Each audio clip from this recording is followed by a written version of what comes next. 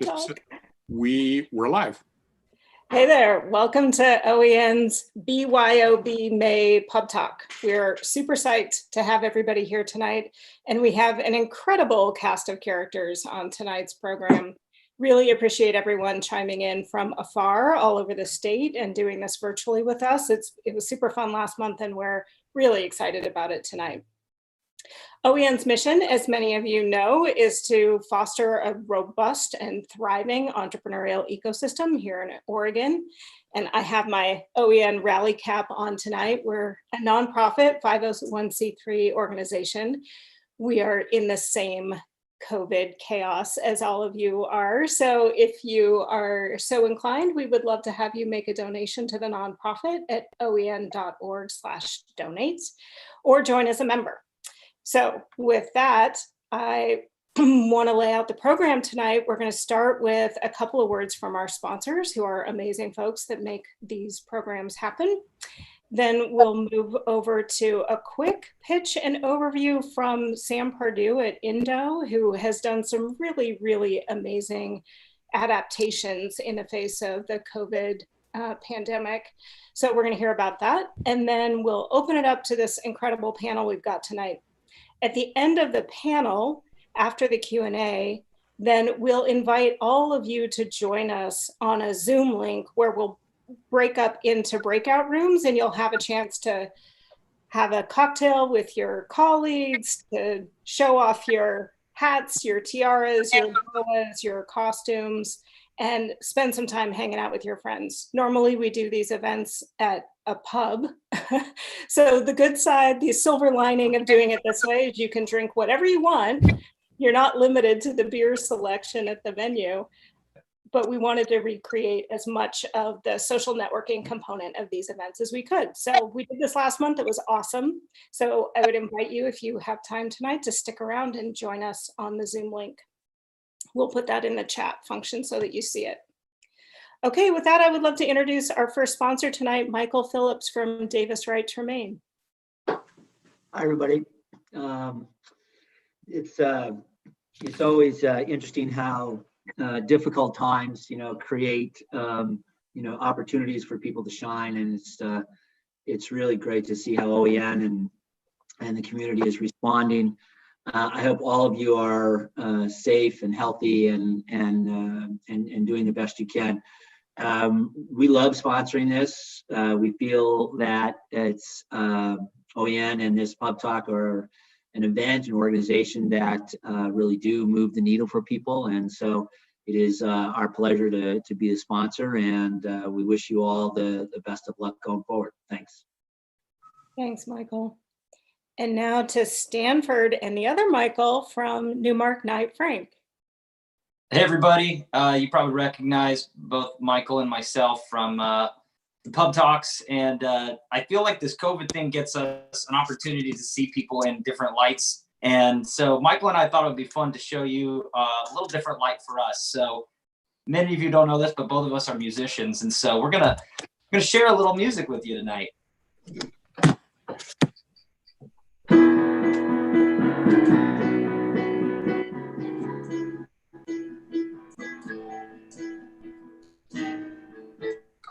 Michael's a little bit better musician than me, so I'll let him take it away from here.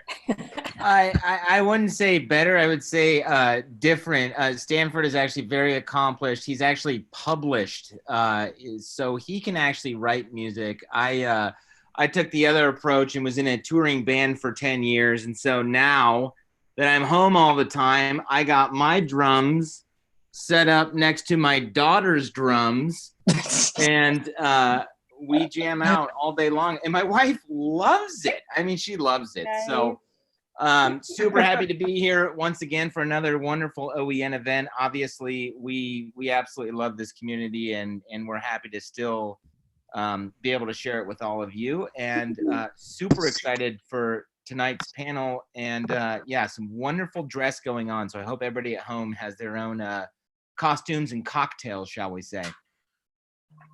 Thanks, you guys. That was awesome. You are both amazing musicians. I want to hear the full concert. And now over to Ernie from Buchhalter. Well, welcome everyone.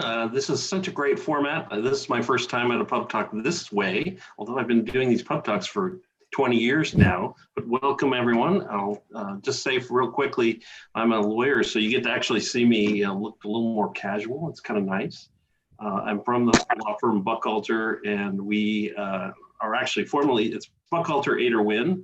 Our old Aderwin firm joined Buchalter, and we have offices in 9 cities up and down the West Coast, from Seattle to Arizona. But we work with entrepreneurs, and we'll continue to support the OEN like we always have. So thank you. Awesome. Thanks, Ernie. And thanks to all 3 of you at the firm for supporting OEN. It means the world to us, especially right now. And now I want to introduce Sam Pardue from Indo, who's done some just really amazing. Some of you may have seen on LinkedIn, there was a lot of attention paid in the beginning of the COVID crisis to everything Sam and his team were doing. So we're very excited to have him here tonight to talk about adapting. Thank you so much, Amanda. And also OEN, you guys have been there for Indo from the beginning. I remember, participating in OEN events. It's been so helpful to us as a startup, and networking with other entrepreneurs is the way to go. Indo, just for those of you who don't know, is a mass custom manufacturing business. We make window inserts that press inside window frames with no mounting bracket, and they block drafts 100%. They block the noise coming through your windows by up to 70%, and they reduce your energy bills by up to 20%. So nice little value proposition. As a manufacturing sector, we were deemed a vital business by Governor Brown's orders. So we were directed to, we had the option to be very careful with our workforce because their safety was paramount.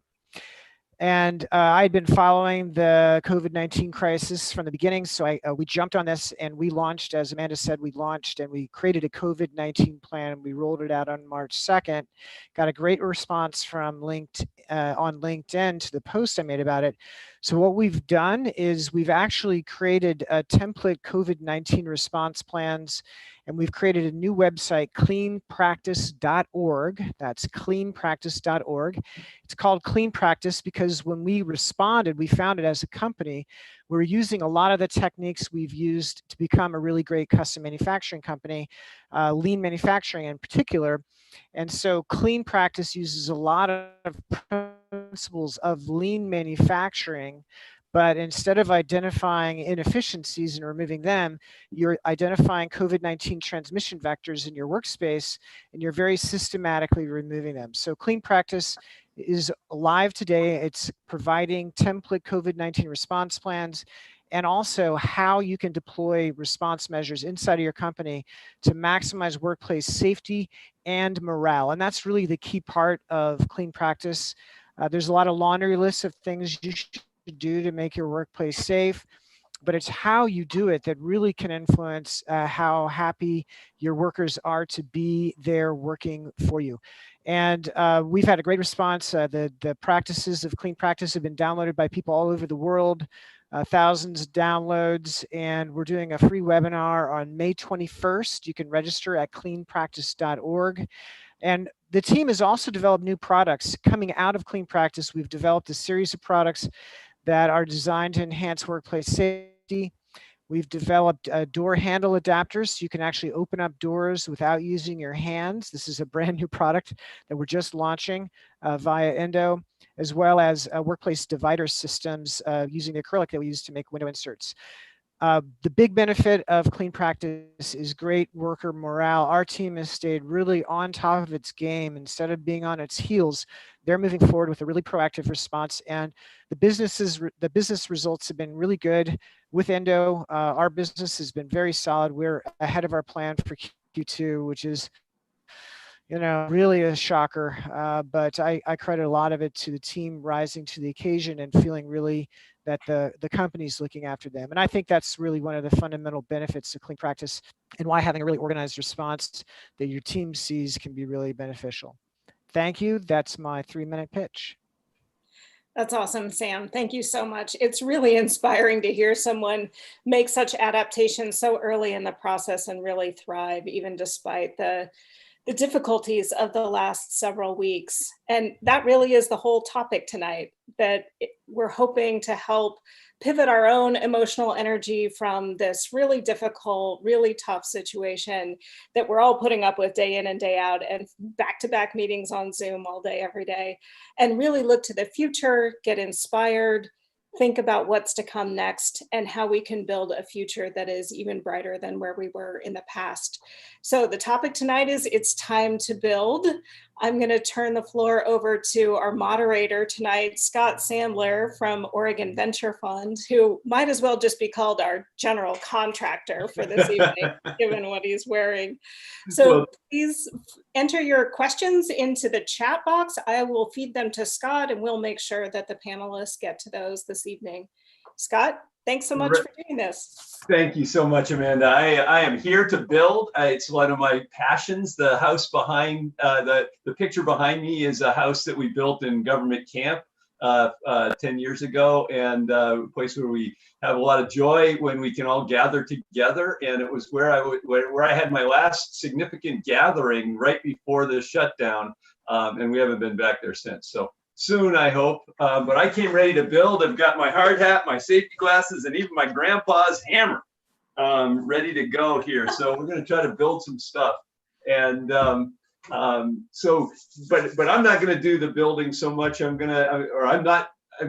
helping companies build today as one of the managers of the Oregon Venture Fund. We provide the fuel to fuel a lot of building that goes on all around the state. We do it in a collaborative way, bringing together the talent and the capital of Oregon's business and technology leaders to build the next generation of great companies. And we do that again and again and again. So I'm so pleased to be here again tonight and to have the opportunity to sit with these three awesome entrepreneurs. And I'm not going to tell you about them. I'm going to let them tell you in their own words. So we're going to start with introductions. I'll ask each of them to introduce themselves and their company a little bit. And after the three of them do that, we'll get into some questions and start talking about what they're building. And then hopefully we'll have a lot of time for audience questions. So please type away in the chat. And I'll ask Sierra to take it away first, please. Thanks, Scott. My name is Ciara Pressler. I am the founder of Pregame. It's my second business. We started in 2016. We do business coaching and classes for mostly entrepreneurs, business owners, small business owners, managers, and even some executives and government officials. And okay, I know I need to call on you because you can't see who's next. So Laura, would you go ahead and introduce yourself, please?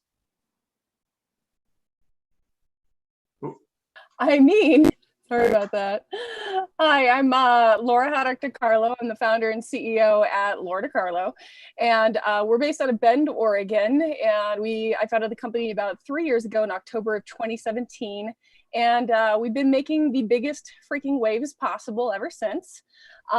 We actually make sex tech, robotic sex tech that is physiologically designed to interface appropriately with vaginas and vulvas. Yeah, so we're very big about education and empowerment, not just for females, but anybody with a vagina or a vulva. And it's not about, big feminism. It's about, really finding parity between genders, among all genders, and allowing everybody to have a seat at the table. You may have heard about our debacle with the Consumer Electronics Show, CES in 2019. They gave us an award for one of our very innovative products, and then they took it away because sex is bad. So we fought them on that, and we actually brought it to kind of a national PR platform, and we won. We didn't just win by getting our award back. We managed to pivot the conversation and bring about the importance of sexuality and how it intersects with technology. And our mission is actually our company. Our social mission is on the same equal footing with profitability, and that is a mission that is rooted in gender equity. And we are, our goal is to allow people to feel a little more comfortable in their own skin.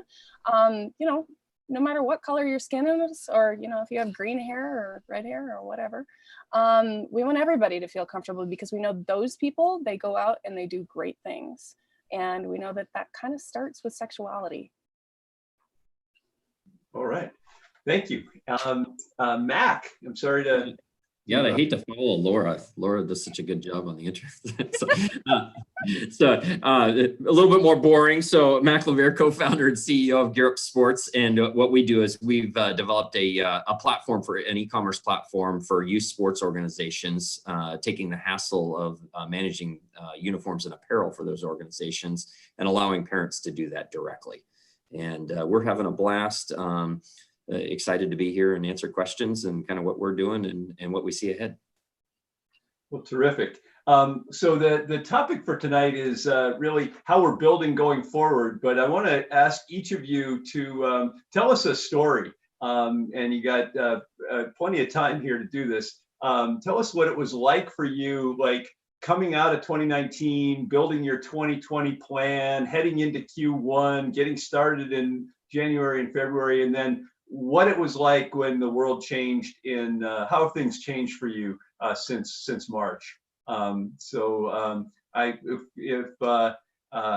see, why don't we start with Ciara again, and then I'll go Mac, and then we'll go to Laura this time.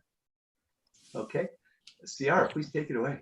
Well, I have learned about myself that I am defensive pessimist in the best of times and an optimist in the worst of times, because, you know, for whatever reasons, when this all went down, I like rose to the occasion right away, but then kind of like sputtered out a few weeks into it. So the beginning of the year is always a big deal for us because we do goal setting, and New Year's is all about goal setting. And so I always do a series of New Year's goal brunch events in Portland, New York, and other cities.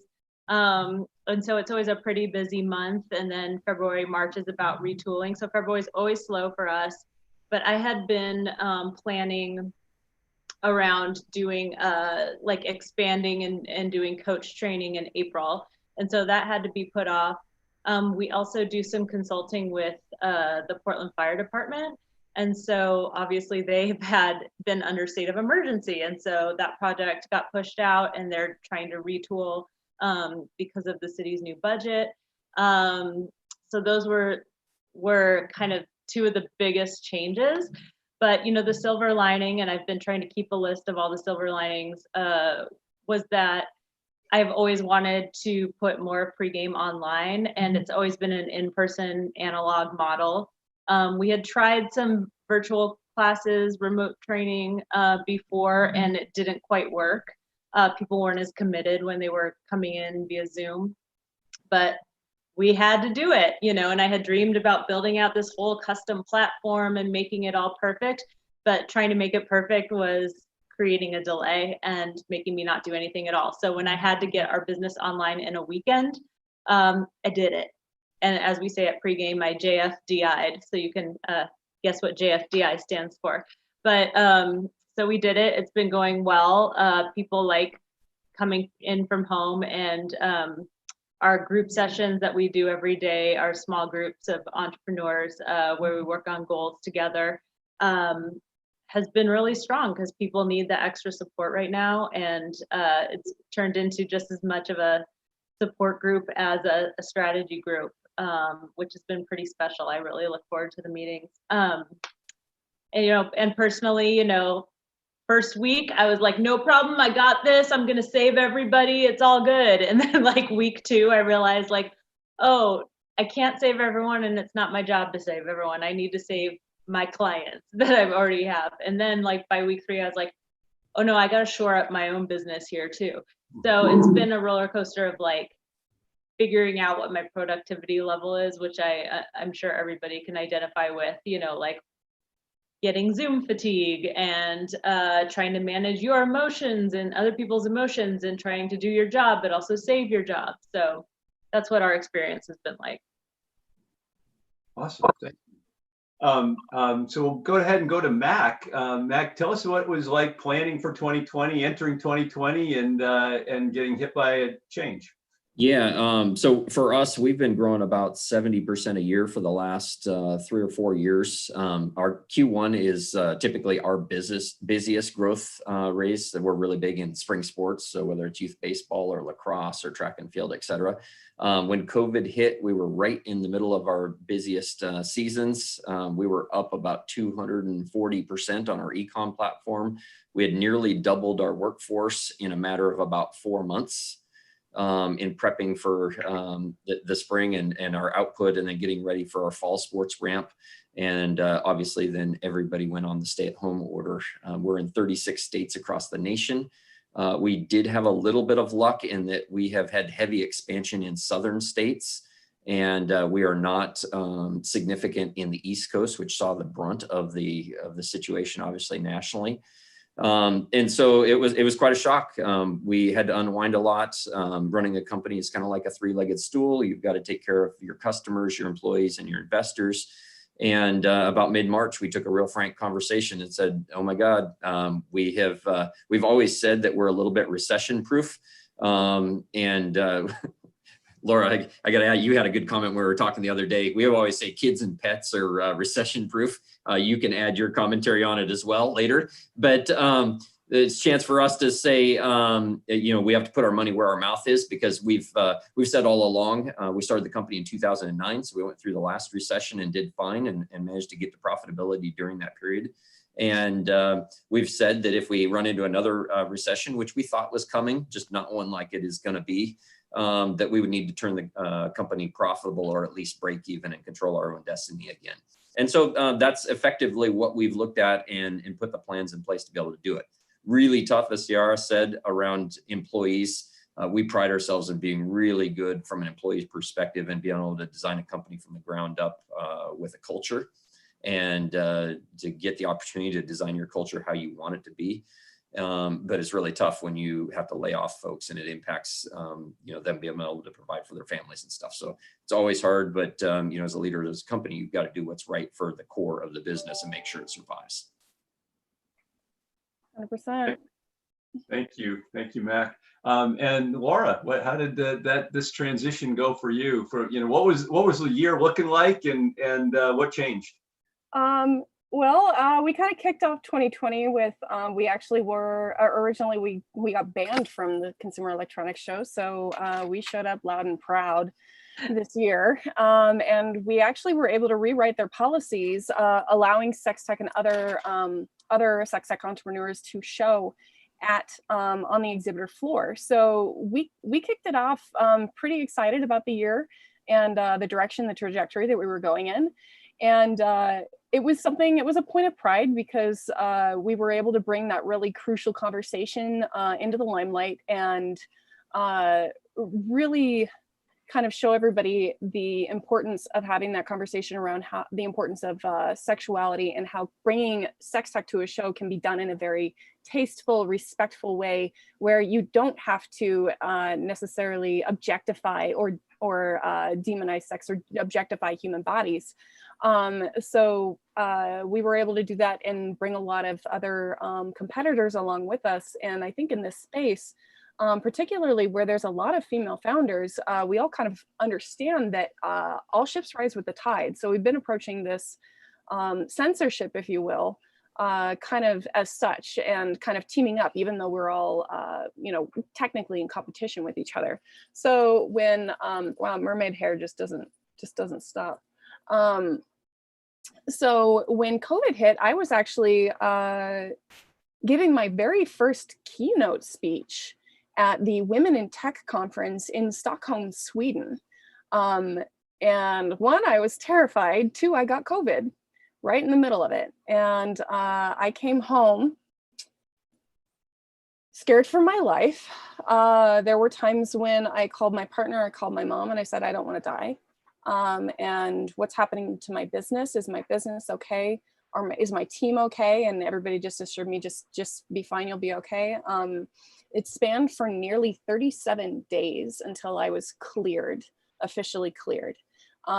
So the entire ordeal was very scary. It was very terrifying. But by the time I came out on the other side, I'd realized that my team really, really fucking stepped up to the plate. I walked into a team that had already sat down and strategized around pivots from multiple aspects. As far as, we're looking at a ration of B2B contracts that are going to have to be shut down because retail is being shut down.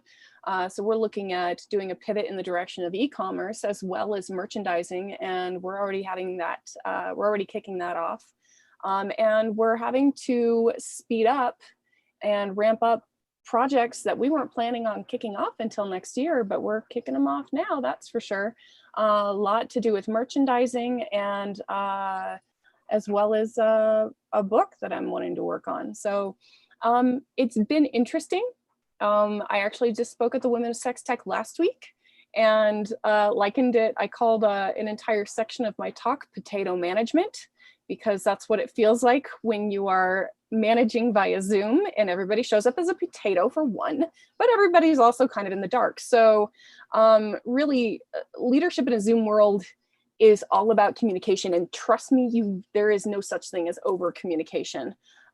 So we kind of pivoted around and made sure that I'm getting one-on-ones with every single person in the company. Used to be every 6 months, and it's more like every 3 months now.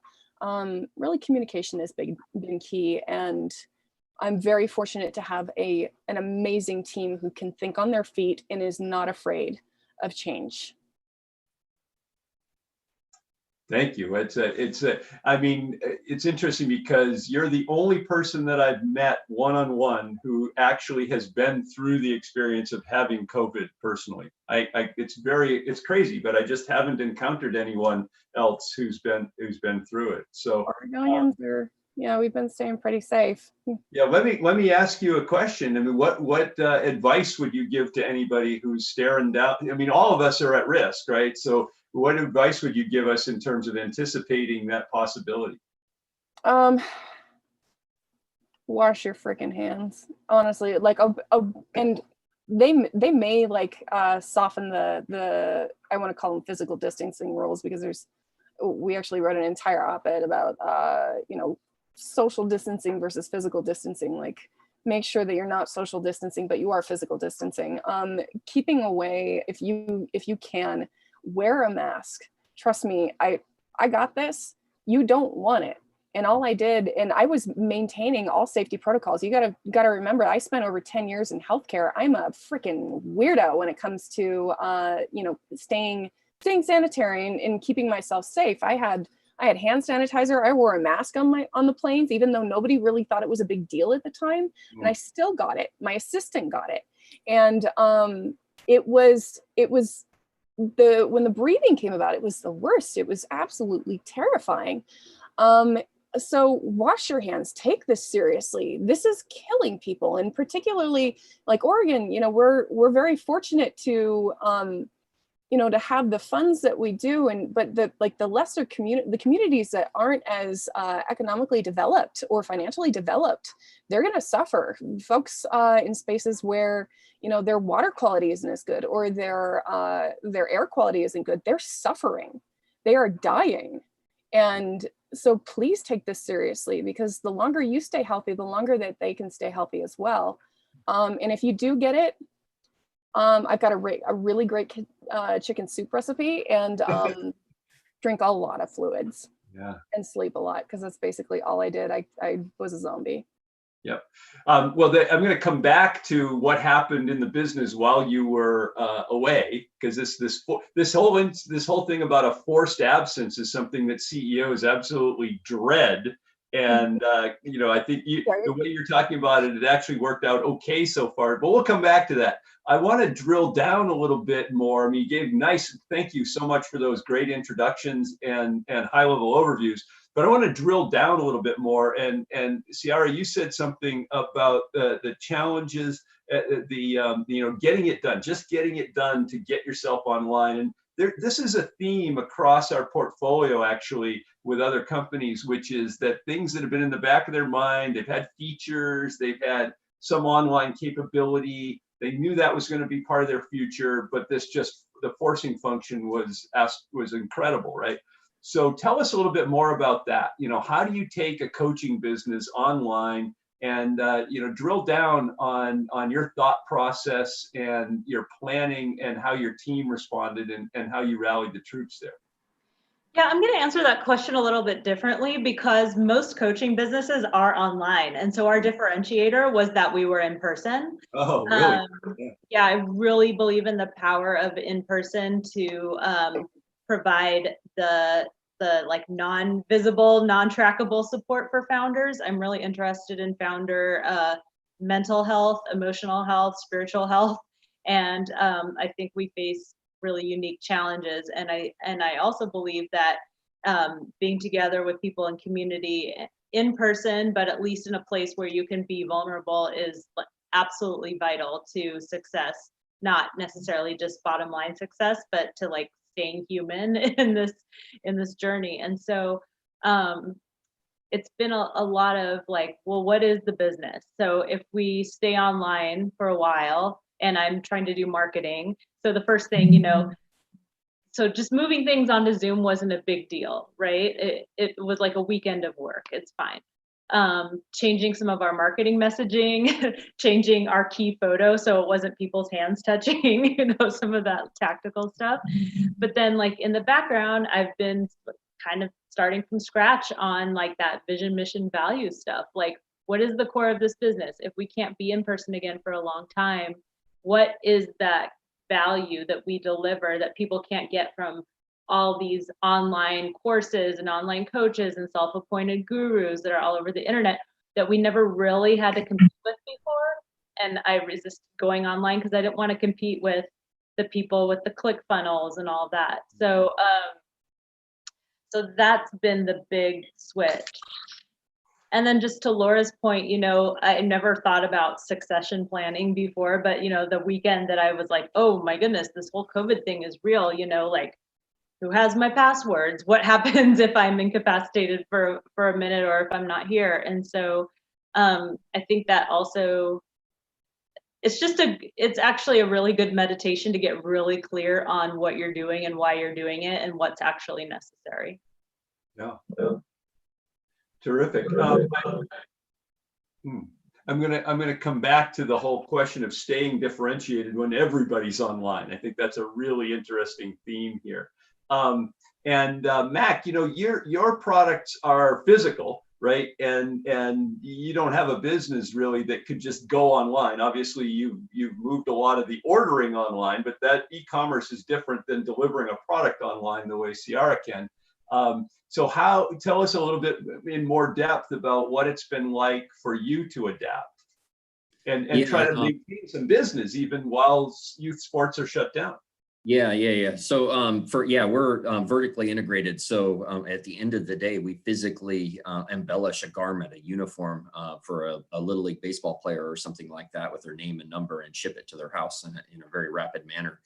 So somebody physically has to do that. So for us, we were fortunate in Oregon with the stay-at-home order that it did list manufacturers of which we qualified under with social distancing practices. So Sam did the earlier talk around how manufacturing organizations and manufacturers could produce. We're also lean Toyota production system methodologies and thinking. And so we just quickly pivoted to be able to do under social distancing guidelines, our manufacturing in an environment that was safe for employees.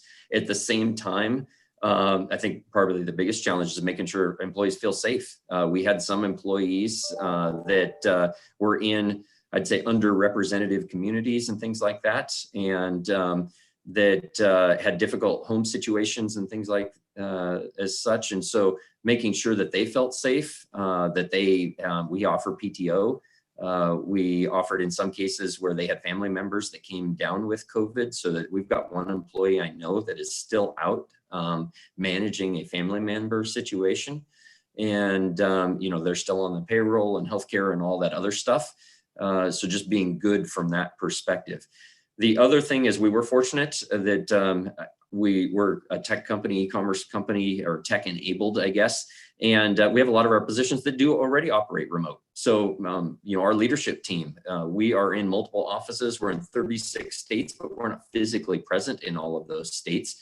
And so Zoom conferences or Ring Central or Microsoft Teams or those sorts of things, we've just adapted to those types of things, whether it's our suppliers or our customers. We see at the in the middle of this, and I would say probably late March, as we were really coming up with our battle plan and the seriousness of the short-term situation, we saw this as an opportunity to accelerate our long-term strategy, which is the world is becoming more adept at e-commerce in a much more rapid manner. And the example I could give of that is my parents are 72 and 73 years old. And when my dad told me that he's buying mole traps for his property on Amazon, I knew that that was good for our business, because if my dad can order online and was happy about the experience, I'm pretty sure it's going to be a pretty rapid adoption for those parents that have kids. With the side thing is, as youth sports have been on hold with schools, we went to secondary and tertiary markets where our model worked exactly the same way as the youth sports, which is our core market. So the example, the military, we have a pretty decent military business. The U.S. Armed Forces are all over the world keeping us safe. And we're shipping product to the USS Ronald Reagan, where there's 3 fighter squadrons that act as teams. And they have websites set up with their gear and logoed. And it's amazing how fast gear can get from the U.S. Postal Service onto the USS Ronald Reagan into the middle of the South China Sea. So from that, we looked at it as an opportunistic basis and pivot quickly to those markets that are going to be, fairly solid for the short and the medium term, and while keeping our core markets warm and active when they do come back. Fascinating. So overall, I have been thinking that this crisis is mostly an accelerator for trends that were already in play, and for things that were in the backs of our minds. And I think we've heard a couple of stories about that here today. And I want to ask Laura about that as well. I mean, intimacy in a time of social distancing is, it's a challenge, right? It's different. I mean, it's a really interesting twist on this. And of course, your business might be well positioned to aid with that in this world. But I wondered about your take on that, and also whether there were trends or things in the back of your mind that were accelerated by this change.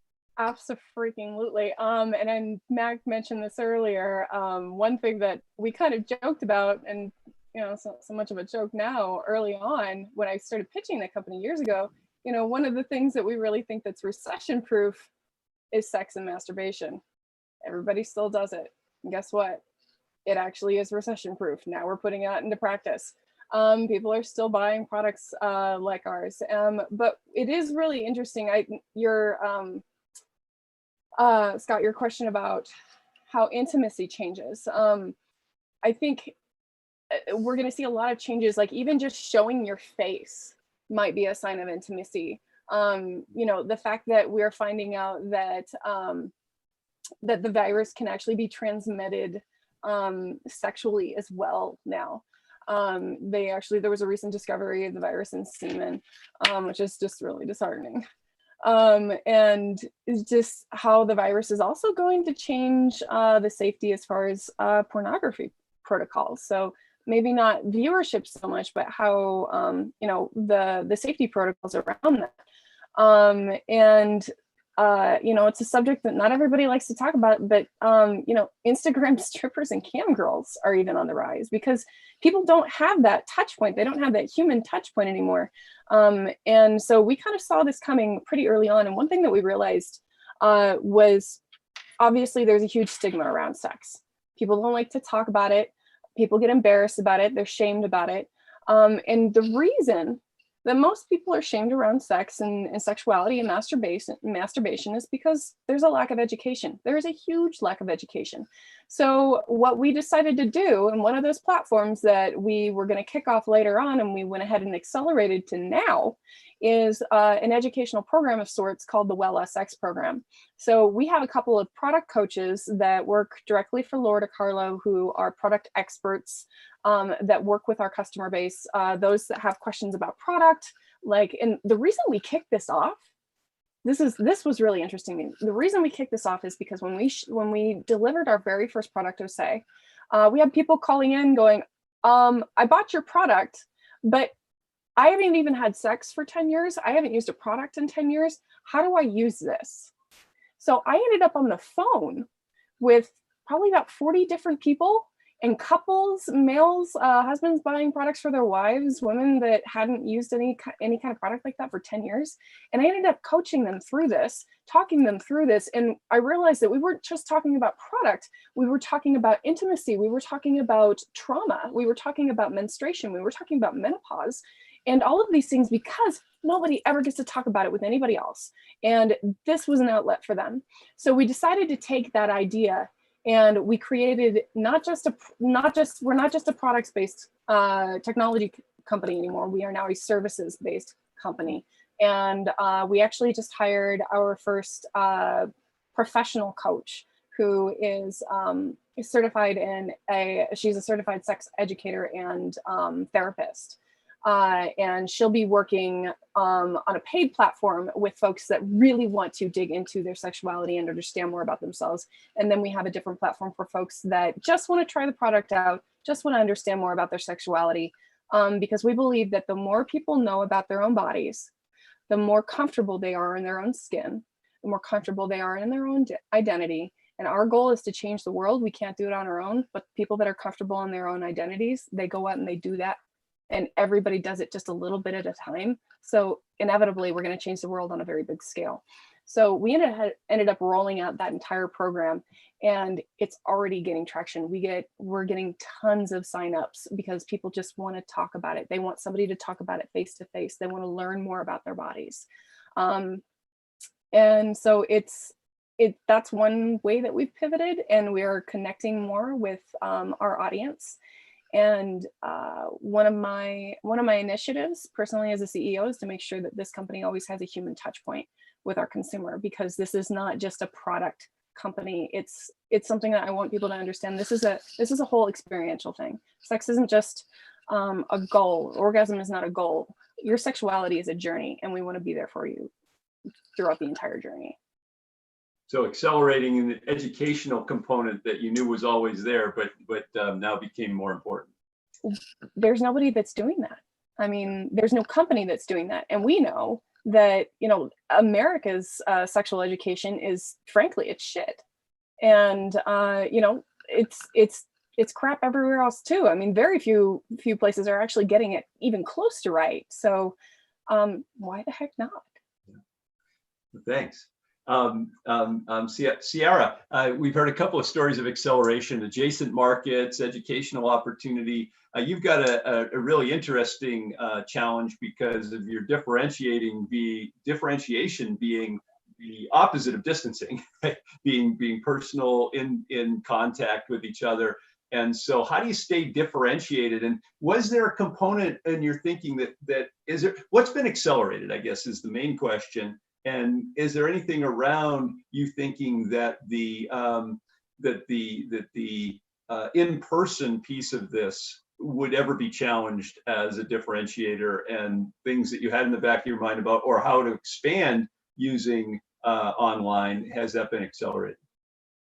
Yeah, I think the differentiator, I'm still in the process right now. So, it's moving more toward our methodology and the way we deliver the information. So, it's high level information, but, our original tagline for pregame was, it's like a gym for your goals, because all of our content is delivered in like discrete modules. So, the idea was people have a membership and they can drop in to any class and get a complete workout. And so what that means for business is you get a complete marketing concept, or a complete sales concept, or a complete business strategy concept in 1 hour. The same way you could show up to yoga or Pilates or spin class at your gym. And so that, we are in a time where there's so much content. There's no lack of information out there. But if information were all that we needed in order to be successful, we would all be successful by now. It's implementation, it's curation of what is the right content to be paying attention to, and it's accountability. And our real game-changing element has always been accountability, because I get people coming to me from accelerator programs, from online courses, from business school even, who are like, well, I took this, but I never did it. And so the main thing that we offer is accountability to actually do it, and to chunk things down enough to have actual action steps and to have a game plan. So that's something that we've always been about. And so, I'm moving more toward that, so that wherever or however we deliver it in terms of digital versus in person, that's something that's constant. I think the other thing, I'm trying to let some of it happen organically in terms of where we're going, because while I am a person that's all about having a plan, I also want to be really conscious not to force what I think is going to happen on this time, because we just don't know what's going to happen. And so, we talk at Pregame about listening to your business. So, listening to your customers, been asking them, surveying them, what do they want? Do they want to go back in person, or do they prefer virtual? And then also, we've seen a surge in the consulting side of the business, which is something that I never paid attention to, but people want more hands-on help, especially right now around getting their marketing strategy revised. They have the time and space to do that rebrand, or to update their communications and messaging strategy, so that it's not, we've all heard that we're all in this together infinite times now. So let's think of a better message. And so I'd say while our membership went down by about 20%, our consulting went up by multiple percentages, because people have the space to work on their business right now. There's no excuse anymore. Yeah, and when they need to. So a couple of things on that. One is, again, was the opportunity to accelerate or to enhance and grow the consulting side, was that one of those back of your mind things that just you didn't get around to, that this is now accelerated, or was it just something you really hadn't thought about doing and you wanted to move away from? No, it was something I had already done. So my first business was, a boutique marketing and PR agency, where we did consulting with startups on creating their brand on a budget. And so I was trying to move away from that and make everything very DIY. But some people really want the hands-on help. And so I just kind of kept doing that on an as-needed basis, but I never pushed it. So now I think I still have two businesses, so I'll officially fuse them together. Fold it together. Interesting. And then one of the things that I thought to ask you is you talk with a lot of different businesses. You're seeing what's going on, just like I am seeing what's going on in a lot of different businesses, and that's been super fascinating to see all the range of. And full disclosure, Mac is one of our Europe Sports is one of our portfolio companies, and so there's another 40 of them. And they all have different stories like this about how they've responded. So you've seen a bunch of them. What are some themes that you're seeing in the responses?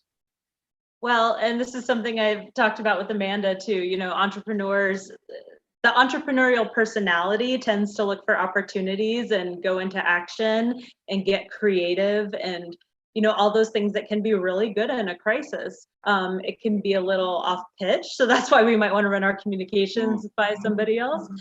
But I've seen, the vast majority of my clients are doing fine. So when I hear people use words like crisis and devastation and war zone, I'm like, well, it's not really true for all small businesses. I mean, I have a majority service businesses, so it is easier for us to pivot, I think. But I really focus on helping people turn their perceived weaknesses into strengths. I think there's always a way that you can turn it around and reframe it so it actually becomes a differentiator for their businesses.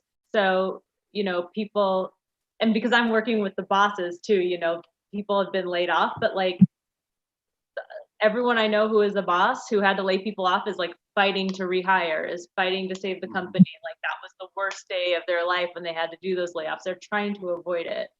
And so, I always want to help the good guys win. I wanted Got to it. bring something up Go ahead, please. yeah, that Ciara said, that Ciara pointed out about communicating with your consumer, communicating with your client, and trying to get an understanding for what the landscape really looks like. And instead of just trying to go, okay, we think that everybody wants this, it's outreaching to everybody and going, what is the big problem? What is the thing that we're going to have to solve for in another 6 months, in another year? And we started doing that about a year ago, when we first started getting ready to launch OSE, our flagship product. And we went ahead and we started doing it again. And that's actually what really cultivated that coaching program. We went out and we asked everyone, hey, what is the thing that you want to see? How do you want to interact with our company? What are the things that you want to see us do? And there was a resounding amount of people that were like, we want to see more education. We want to be able to have that human touch point. We want to be able to talk to somebody who actually knows what they're talking about in a safe place. So that's part of why we kicked that off. And the other thing that we realized, particularly in this environment, was we wanted to figure out a way to give back. And being an engineering company, technically, a lot of people were like, oh, you should make masks, you should make visors, you should make all sorts of things.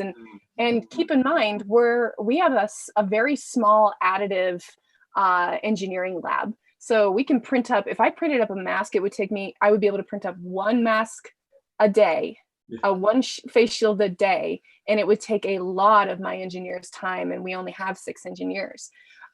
So we actually reached out to our community and said, what can we do? What do you want to see us do? Where do you want to see your money go? And there was a resounding response. And this really hit home with me personally because I am a domestic abuse survivor as well. They wanted to see that money go back to domestic abuse victims.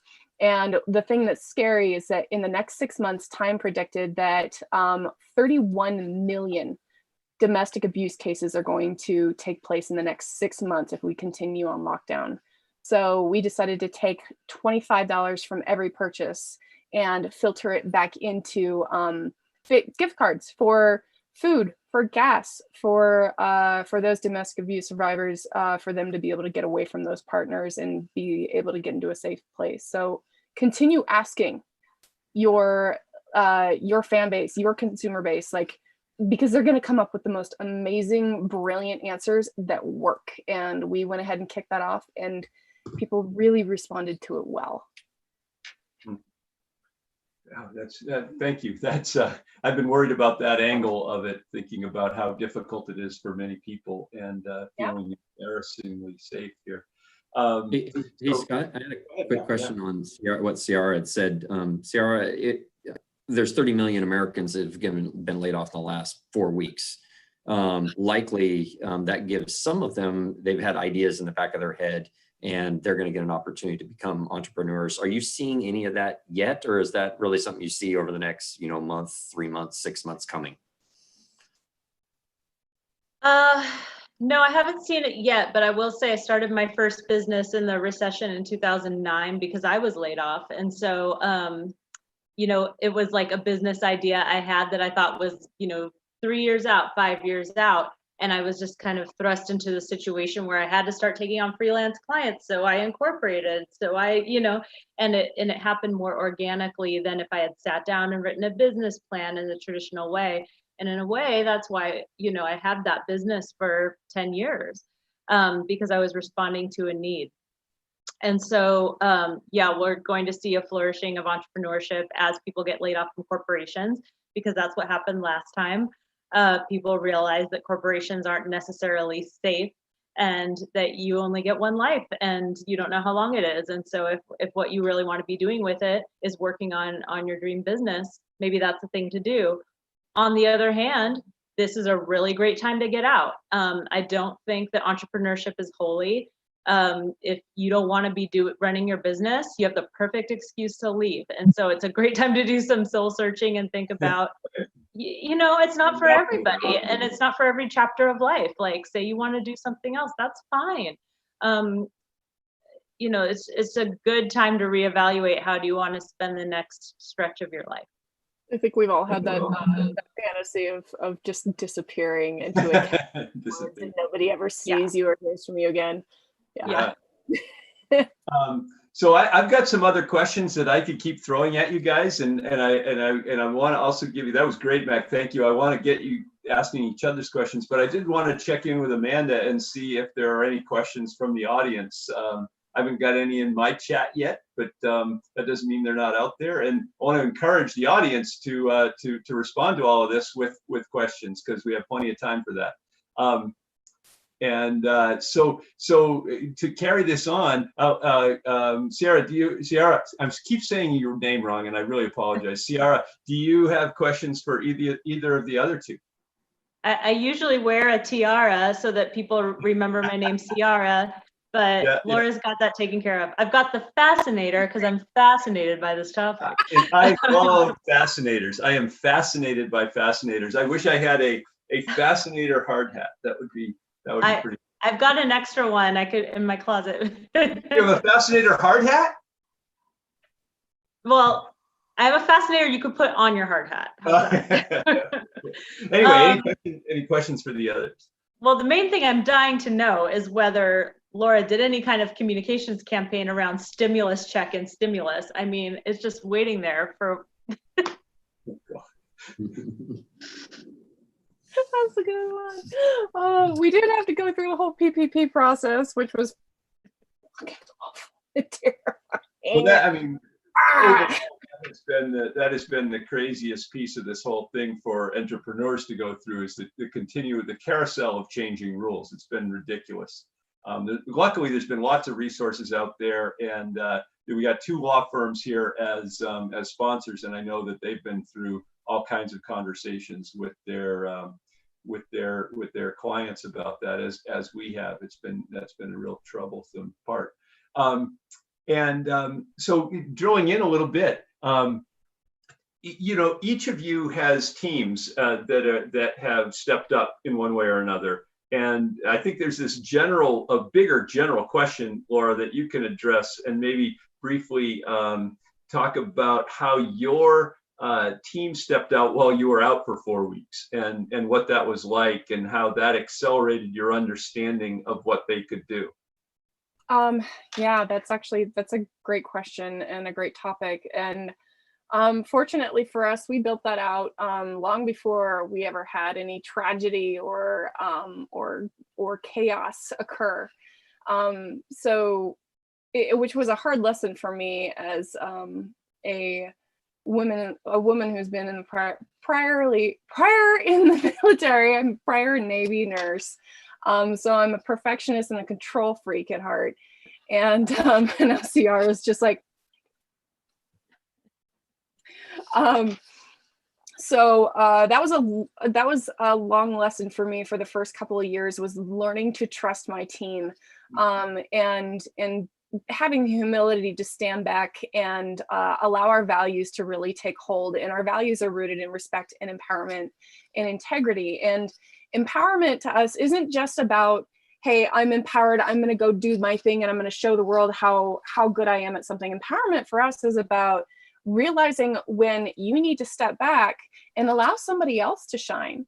And that's essentially become my job as we grow and as we scale, is allow my employees and my team to shine. The whole reason that we've hired on these experts, these professionals, with the amount of experience that they have, is so that they can do their job efficiently. I need to let them shine. So, and we were actually just having this conversation earlier today. I was talking to 2 of my publicists, and we were talking about, what's the storyline behind this new product that we have coming out, Filare and Carezza.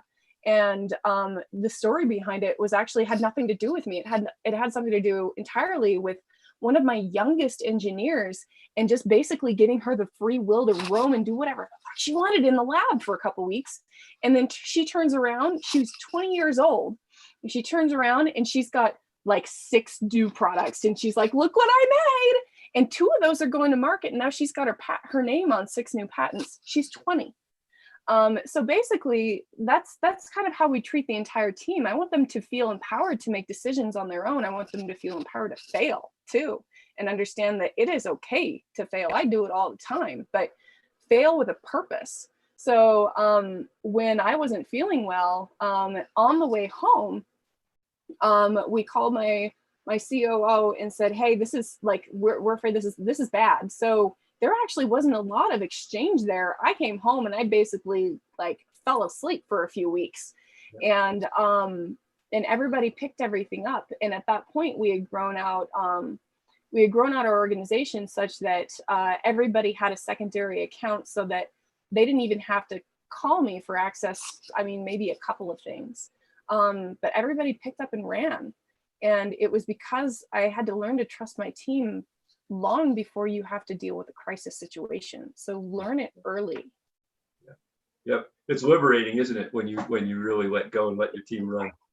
It's really scary. I'm like, that should be I can take care of it. No, stop it, Laura. Stop it. Mac, have you got any stories about people stepping up and doing stuff that was above and beyond here the last few weeks?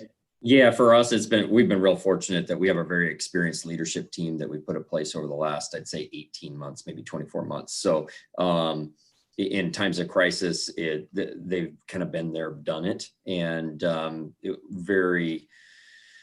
we joked a little bit is that it's unfortunate that they'd had that experience, whether it was in the dot-com bubble or the Asian financial crisis in 1998 or the Great Recession in 2009. But having folks that have been there and know how to compassionately deal with these situations, particularly when you're letting employees know and impacting people's lives, I think it really helps. And for us, it was most important as we expect to go back on a rapid growth trajectory once schools start back up and youth sports organizations get back to going. So we're kind of on a halt in our primary market, but there's this pent up demand out there that we're we expect to bring a lot of people back fairly rapidly. And so we want those people. We've trained them up. They're really good. They understand our culture. It's really important for us to be able to bring back that core team back and bring them into the fold quickly. And I think whether it's our frontline folks or our leadership team, I just feel super fortunate on that. And for me, I've been able to spend most of my time focusing on strategy and still our 3 to 5 year plans. And which is something that 2 years ago, I wasn't in that situation. So I feel really lucky from that perspective. Yeah. And Ciara, have you seen in your customers stories of people having their teams step up and empowerment and those kinds of stepping up? Yeah. I'm not so sure with my clients' teams, but I will say, during my brief superhero phase at the beginning of this, I assembled my squad, and actually some of my past coaches that were no longer like actively coaching through pregame, I just emailed everybody and I said, listen, we're giving away free coaching sessions to people who've experienced like a sudden and steep decline in revenue.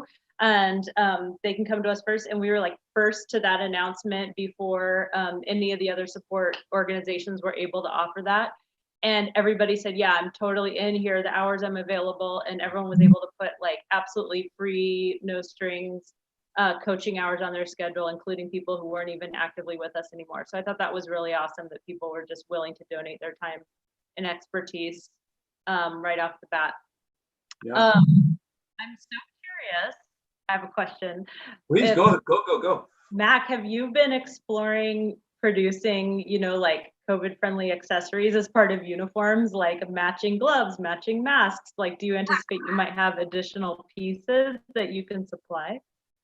Yeah, we looked at that when the mask thing started coming out after, a week or 10 days into it.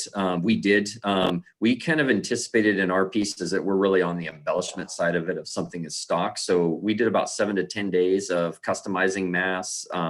My wife is super awesome. She was a prototyper for us and got the sewing machine out and prototyped some stuff up. And we were testing them as a family one weekend, and then we sold like 500 of a mask to a couple of businesses because the state of Oregon came out and said, hey, to be socially distanced, you got to do this. Our VP of Ops, same thing. His family was making masks for our employees so that we could be back to work and still fulfilling our backlog when the state guidelines came out. So the interesting thing for us is there's still a lot of unknowns about this, how we're going to reopen. Different states are different counties are different. I heard today from some Oregon football coaches that they had heard that they may be playing football in the fall with a athletic face mask underneath their helmet. And so there's a lot of stuff still unknown, and it'll be interesting how it comes out, I think.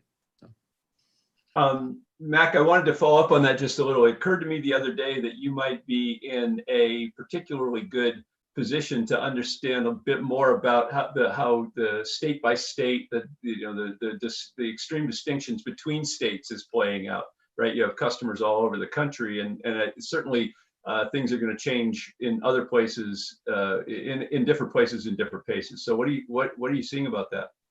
Yeah, no, internally, we actually talk strategy along the political divides of red state, blue state. And we even see that internally in Oregon, whether we've got we have accounts in Portland metro area and we have accounts in Heppner, Oregon, for example. So we can see completely diverse opinions per se. We're seeing pretty much the same thing that you see on the news every evening around a lot of the red states, so to speak, are taking a more aggressive approach on it. We had multiple teams in the Missouri area in a baseball tournament this last weekend.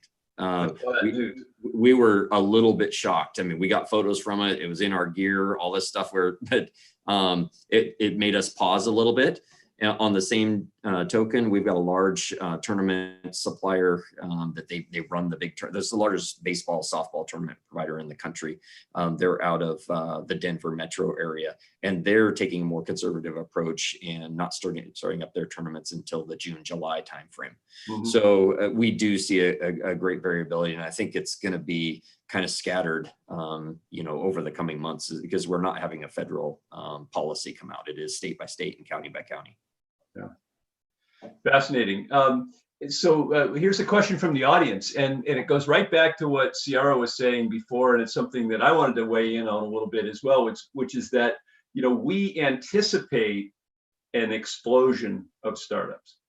The Oregon Angel Fund, as it was known then, got started in 2007, and it grew through 2008, 2009, and in fact, our best investments to date are companies that grew up in that time, in 2007, 2008. And so I'm looking forward to it is too strong a term because nobody wants to go through this or go through an economic downturn, but we do know that it drives people to go think about starting companies. The question is, there's risk and expense to that, right? Especially if you've still got your job. But what's the motivation? What was your motivation? And I'll ask each of you to answer this. Your motivation to leave the comfort zone, take the leap, and you've each done it a little bit differently. So if you might tell your story about taking the leap from the comfort of a corporate environment into being an entrepreneur, that would be terrific. And the specific question, is it better to jump in with both feet or test the waters first? And not everybody has that choice, but if you do, what do you recommend? Mac, do you want to start with that? Yeah, I always talk about for my jump into this with Gear Up Sports, we started it in 2009 during the downturn. We're fortunate that we had well-paying tech jobs as co-founders, and we funded it with folks that we knew to run the company, to understand the value proposition and really make it safe before we made the jump into the company in kind of 2015 and 17. I know most people are probably not in that position. So I kind of look at ourselves as being super fortunate. All the risk was taken out of the business before we came in, and we were able to look at it more from an investor standpoint and then coming in as a leadership team to grow and accelerate it. Different. I don't think there's a right or wrong answer. I personally agree with you that I think we're going to see the best investments and the best ideas come out of the next 2 to 3 years. There's going to be a lot of people that have great ideas. They have not had the opportunity to be able to do it.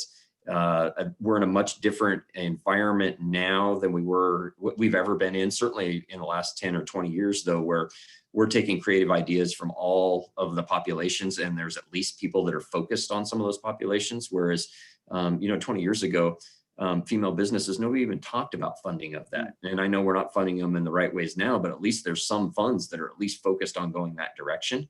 Certainly underrepresented in minority populations, there's funds out there that are looking at those. So hopefully we get a broader swath of ideas out there, and folks that get the opportunity to kick off their business and make a go at it. It's certainly being an entrepreneur, as everybody knows, you got to love to do it. And it's something that I personally love every bit of it. I was in corporate America for 25 years. I've never had so much fun in my life. It is challenging, but I love the team we've built, and I love what we do. Yeah. So you were lucky to be able to take the test the waters approach. Yeah, I mean, we're unusual, for that perspective. Comes with being a little older, I guess. Laura, how did it go for you taking that leap? So my company started with an orgasm. Literally. I was actually pre-med at Portland State when it happened. And I thought at the time being an entrepreneur meant that you needed to know what the heck you were doing. I had no idea what I was doing. I was pre-med. I had been a nurse. I had been a Navy nurse. I was a bartender at some point. And I looked at the idea of becoming a CEO, a founder, and an entrepreneur as the scariest damn step I would ever take in my life. So I decided to not take that step for a while. Probably I chewed on the idea for nearly 6 months and finally just said, you know what, fuck it, gonna do it. And it took a lot of, it took some coaxing from some friends who were actually already, experienced entrepreneurs, business people that knew what they were doing. And I realized something about myself. I don't think I realized it then. It took me a couple of years before I realized I didn't actually need to be the one with all the expertise. Again, I'm gonna kind of kick back to that idea that you find people that know what the heck that they're doing, and you put them into the right positions. You be the leader that you need to be as an entrepreneur. That's what an entrepreneur is. You're a leader. You're a founder. You're a leader. You're a CEO, and you shoot for the freaking stars. You shoot for your dreams, and people will follow you. People will do work for you if you work hard for them. And that was my journey. So I literally jumped in with both feet, going, I don't know what the heck I'm doing, but I'm going to learn along the way. I'm going to find the best damn people I can find to help me figure out, either teach me along the way or who want to take a place in my company. And I have several people that started with me from the very beginning who have 30, 40 years of experience in their expertise. And I am thrilled to have them on the team. I've got a retired product liability litigator out of DC who is thrilled to take the place as our general counsel. I've got a 25, 30-year mechanical engineering veteran who she is now head of my engineering department. I've got a guy who spent 30 years as an engineer with HP who is now my manufacturing director. And my COO is a cashed out twice entrepreneur who really knows what the heck he's doing. And I have an amazing team, and that's what allowed me to take that step, was not my confidence in my ability to manage, but my ability to lead. Mm-hmm. And it sounds like you advocate the take the plunge approach. Yeah, that's kind of how it happened. All right. And Ciara, you touched on this earlier. I think you said you got laid off and then you decided to start a company. So tell us about that. And you were sort of forced into it, but if you had the choice, what do you think? No, you guys are talking about taking the plunge and I'm like clinging to the side of the swimming pool, like with water wings on, No, I'm risk tolerant in some ways, but extremely risk averse. And I think that saved me. I think that's why I've been able to stay in the game for so long. I am very upfront about the risks and the cost, the price of admission.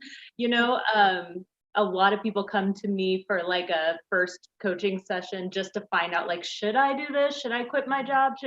And, I think there's too much out there that says like, just follow your dreams and everything will work out and leap in the net will appear. Well, I ask people questions like, what are you willing to do even if you fail? Like, what do you want so badly to try that you're willing to fail just to know? And that's when I think it's worth doing. I've tried to leave.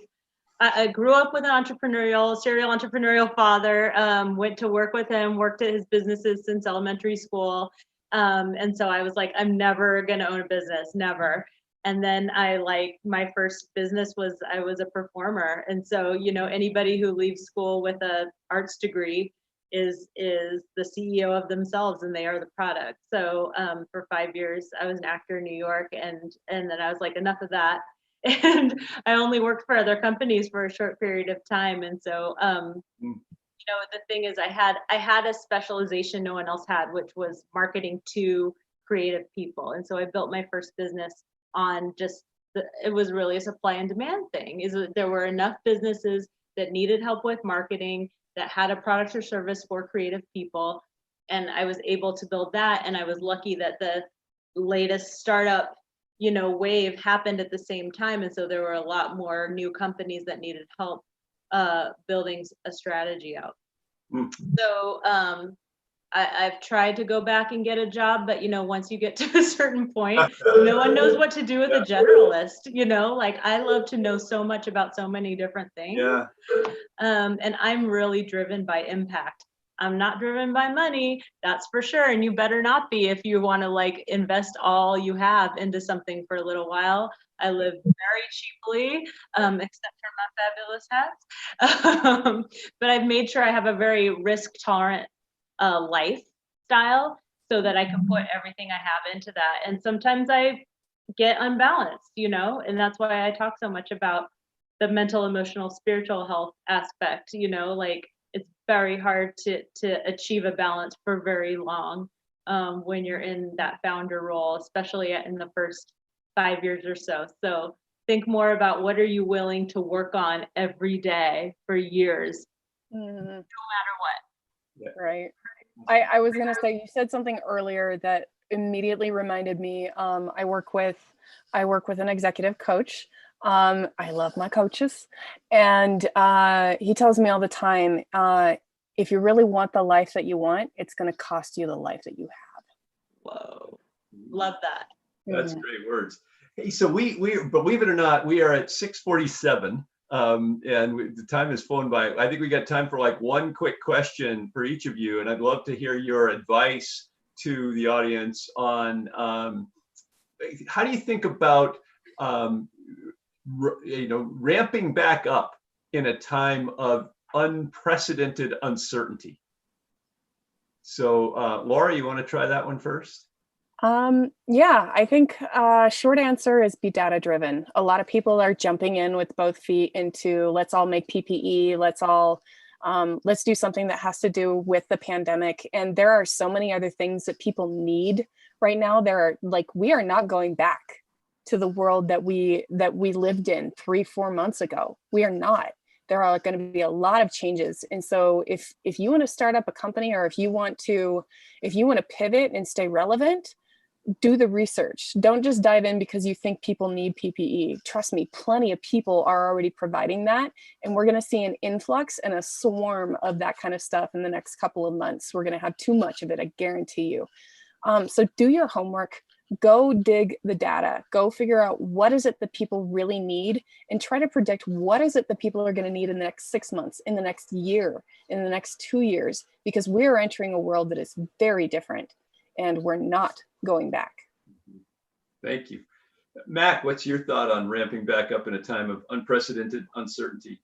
Yeah, it's similar to what Laura said, and Ciara said this earlier, is that it's really around your strategy. That pretty much everybody has a strategy. It's time to make sure you validate it and reaffirm it. And I, instead of saying the word pivot, it's really around, really focus on your strategy and the execution of your stated strategy. And maybe there's adjacencies versus pivot. So for us, we went to adjacencies, not just completely doing a 360 on our strategy. We just ramped up our second and tertiary markets because that's where there's money, and there's going to be money for the next few months. It's not that we're going away from youth sports. That is our core market. It's our stated strategy. We're just going to go where there's the money in other places in the short term. And then I think, the sun's going to come up in the east and it's going to set in the west. As leaders of companies, it's our job to set the tone, and we have to be optimistic. And sometimes you have to check that at the door in the morning. However you wake up or feel, your folks are going to react exactly how you are.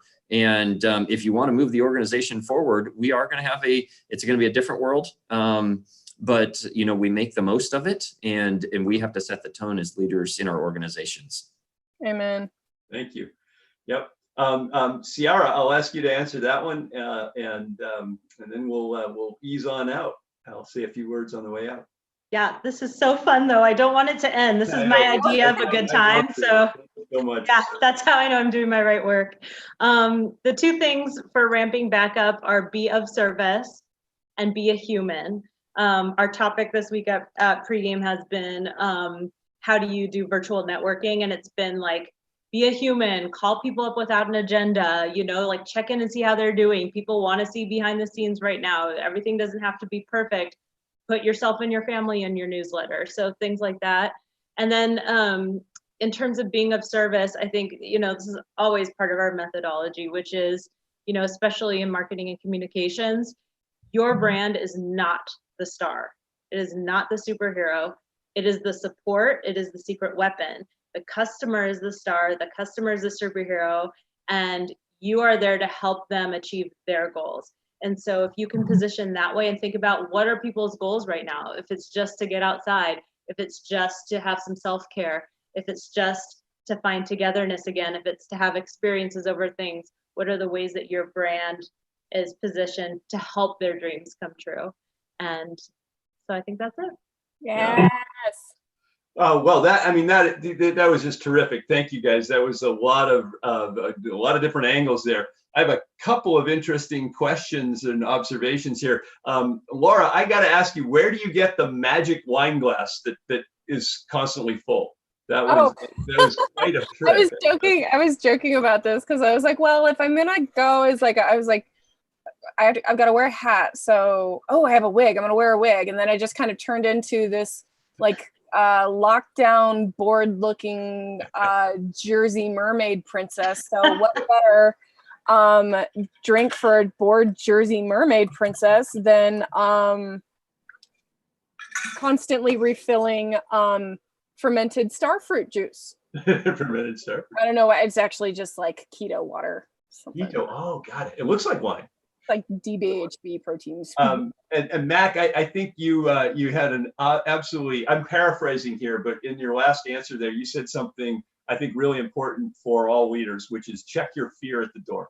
On the way into the office, you may be feeling all kinds of things, but you got to show up and be that leader. And it's okay to be vulnerable and show that you're afraid to, but for the most part, you got to be the one that's ready to put the brave face on. Yeah. And Ciara, you said something interesting earlier. I'm going way back here. You said, your business is all about being hands-on, and the part of the business you are trying not to emphasize is the hands-on part. And now you got to be more hands-on, but in a no hands-on world. So there was something, I don't know quite how to make sense of that, but there was a really interesting theme there about hands-on but not. And I think we're all suffering a little bit of trying to figure out what to, I'm a hugger. And so, if we were leaving the stage, I would give you each a hug, and, you just can't do that. And we're probably not going to be able to do that for a long time. So that's I'm feeling a lot of sense of loss. And so the question is, how do we make the most out of the new world and still maintain connection? And so I'll just finish by acknowledging what you said, Ciara, which is be of service. That is just such a wonderful mantra for this time. Thank you very much for that. And Amanda, I'll invite you back in to ease us out. You'll have to unmute. Are you there? There you are. Muted. Okay. Sorry about that. I was over in the YouTube live chatting away. It's really great. This was an amazing conversation. It's getting awesome feedback. Everybody who's listening has said great things, and I'm just really, really grateful to all of you for participating. So thanks so much. And I just put in the chat box on YouTube the link to join us for the socializing and virtual hugging. I'm really glad you clarified, Scott. I thought you said you were a hunter. And I thought, that's a funny sort of non sequitur. A hugger, that makes more sense in this context. Yep. All right, great. We'll see you guys soon then. Yeah, and so what I'll do is when we all join there, I'll break it into breakout rooms, but I will then put each of you in a different breakout room so that, like usual, at the venue, the actual venue, you'd be in different corners with people, looking to ask you questions. So hopefully that'll happen here too. Nice. Great, and you got the link in the email from Amanda. So we'll see you there. Okay, sounds good. Thanks, everybody. Bye.